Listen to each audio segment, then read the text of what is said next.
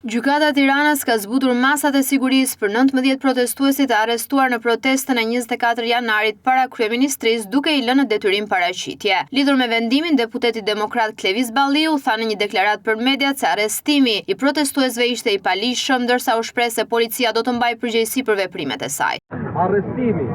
i patolerueshëm, i turpshëm dhe kriminal terrorist i një 10 vjeçari i cili u mor zvarr nga 5 narkopolis të Ilir Brodës,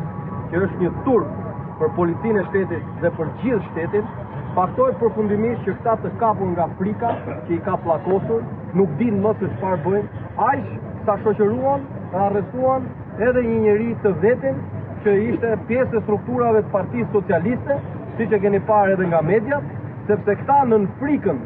e sovranit nuk shikojnë vend nga sy. I garantoj që për dhunën e ushtruar ndaj qytetarëve shqiptar atë ditë për gazin lotësjellës të hedhur në rrugët e Tiranës, gazi i cili ka hyrë dhe në shtëpiat e qytetarëve shqiptar, ata do të mbajnë përgjegjësi direkte. Të nderuar miq, qytetarët kanë dalë në protestë sepse është kapur në flagrancë se si është shitur siguria kombëtare te karteli i çopjave dhe tek Suel Çela, se si Ergyz Agasi, një njeri pa asnjë autoritet shtetëror, kontrollon segmentet kryesore të sigurisë kombëtare nga drejtoria e krimit kibernetik